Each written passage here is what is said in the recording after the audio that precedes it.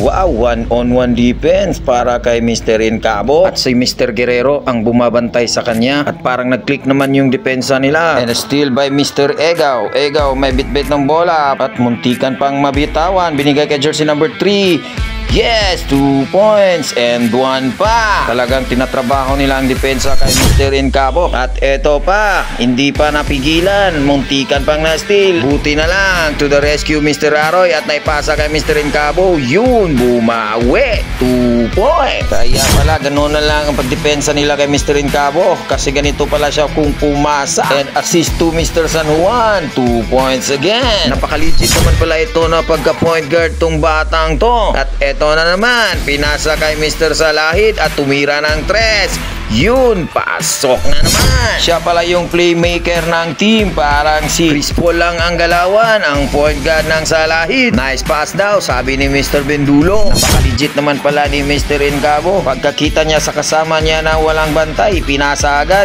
Yun, pumukol.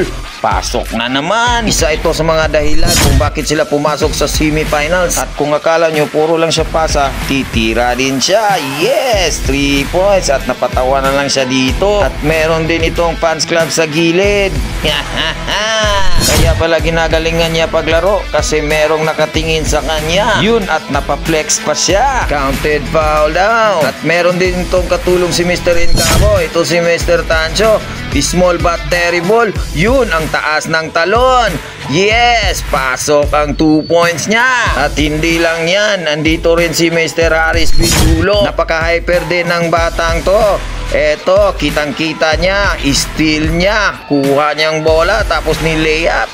Yes, 2 points. Pero hindi rin patatalo ang M&M. Andito rin si Mr. Ega, ang scoring machine nila at saka ang nagpapahype sa kanila. Siya ang nagdadala ng team nila kasi siya ang veterano dito. Grabe ang mga moves nito. Kita nyo yon? Isang bangga tapos fade away siya. At eto pa, isang drive sa gilid tapos layup.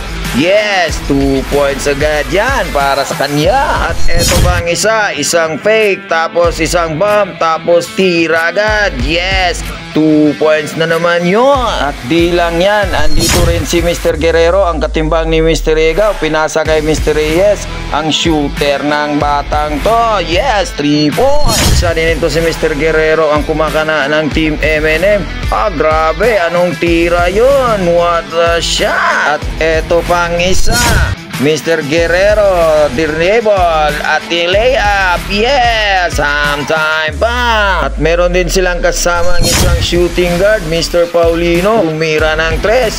Yes, pasok pa rin yun. At yun na nga, bago natin tignan yung full game highlights nila, magpapasalamat muna ako sa Punad Basketball League led by Mr. Maceda. Thank you po, bossing. At magpapasalamat din ako sa mga sponsors ko.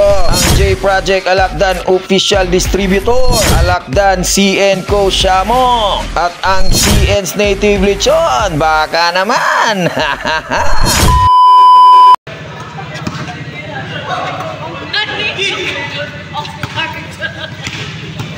Uy, naman din yung mga family and friends rin.